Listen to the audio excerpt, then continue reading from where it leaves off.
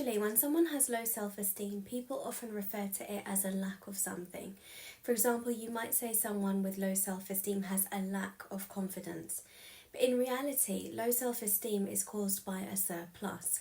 So those with low self-esteem have a surplus of interruptive negative thoughts and beliefs of themselves.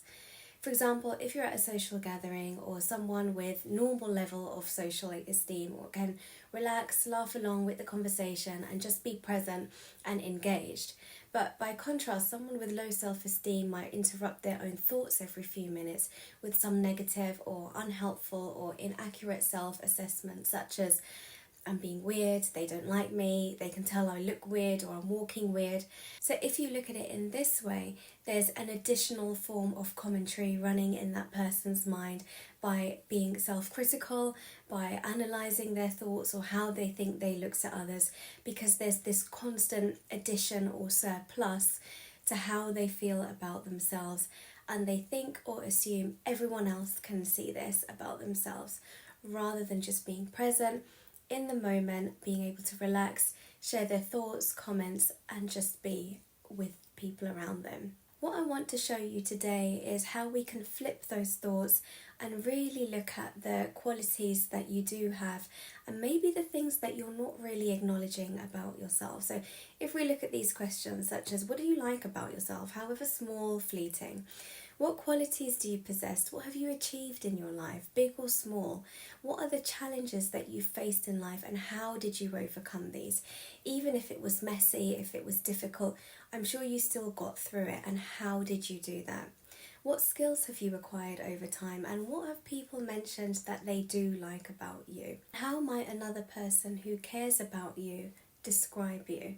I want you to really take a second or time to just pause this video and really look at these questions and just write out the answers to this. Take the time to think about these questions, and I know it might feel quite difficult at times to answer some of these questions, but this is where we've really got to do the digging. Like, what are the qualities that you do have?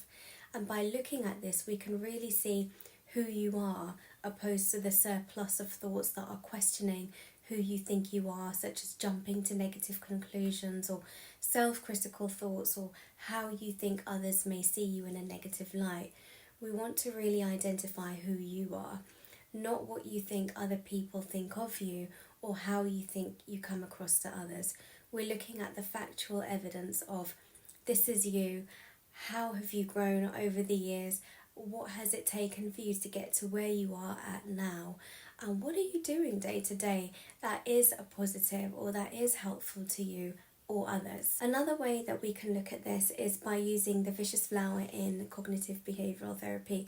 We will do this together, and that way we can dig out the thoughts that you have about yourself or how you're acting on a day-to-day basis that is affecting you day to day and maybe becoming a bit of a mental obstacle or a block to being able to move forward and really engross yourself in life and the people around you and the opportunities that life is giving to you, but these thoughts are just stopping you, and you may know deep down that some of them are not helpful or logical, but you're not quite sure how to change them.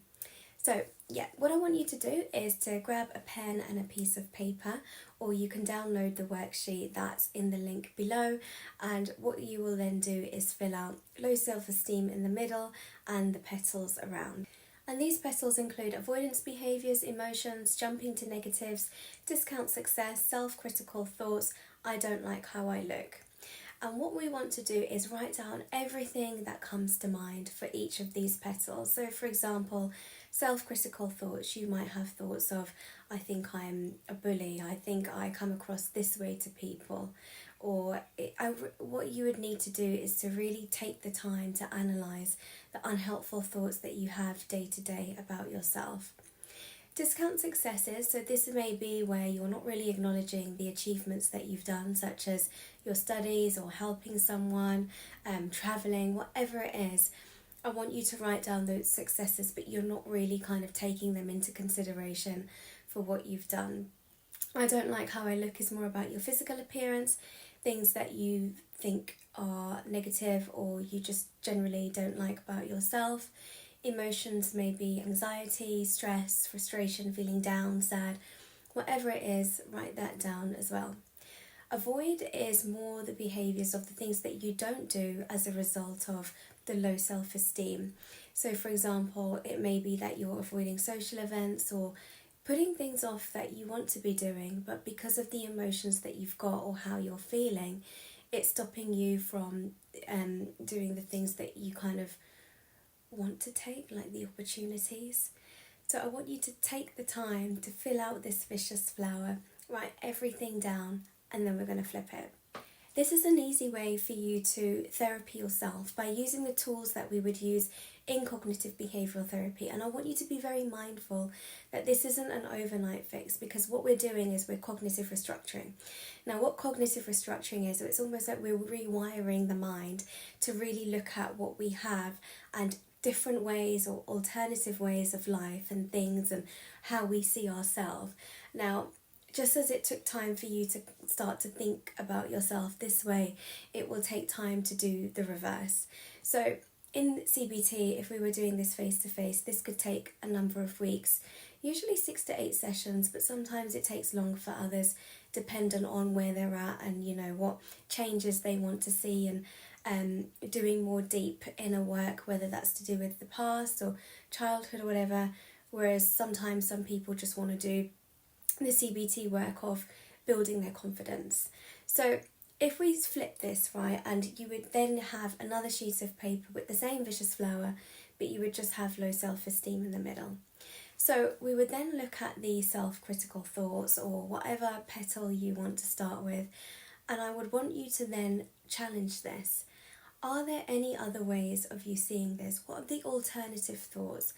Am I being biased? Am I making unhelpful decisions based off of one experience? Or are there other times that I can look at where I think, well, actually, you know, I did do really well with running a marathon, or passing my degree, or doing well in my degree, or whatever achievement it was. You start to really build a picture of yourself. So you're kind of rewriting that image of how you think others see you or how you think you see yourself, with coming back to where you are at now.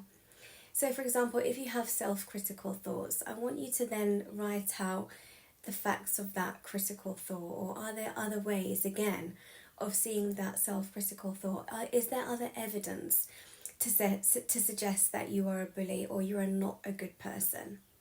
Because 9 times out of 10, it's these thoughts that you're having that are convincing you otherwise that you are this person versus who you actually are. So coming back to what we said at the beginning of the video, it's more of a surplus. It's more of the surplus of thoughts that you have, challenging and questioning yourself to ask yourself, am I worthy, or am I a good person, or people think I'm not good enough, they're judging me. When really it's, are they really judging you, or is it just yourself judging you? Because normally it's most likely yourself judging you. People are so preoccupied with their own selves, their own time, to be even thinking about whether you look weird or not. It's more likely you think you look weird, so you're probably feeling weird, maybe acting a different way, such as thinking of your breathing, because if you're thinking of your breathing, you're thinking, oh, I'm going to forget to breathe. You're trying to breathe more, or walking funny, some people might say, because they're so hyper-focused or preoccupied with how they think they look. It's making them feel uncomfortable, and in turn it will maybe make them look uncomfortable, and people may react to that. So what we want to do is reduce those thoughts, reduce those surplus of thoughts or those questions that you have in your mind, by bringing it back to who you actually are. What are your qualities? Do I really need to think these self-critical thoughts of myself, or are they just becoming a mental block and, yeah, blocking me from moving forward and being present?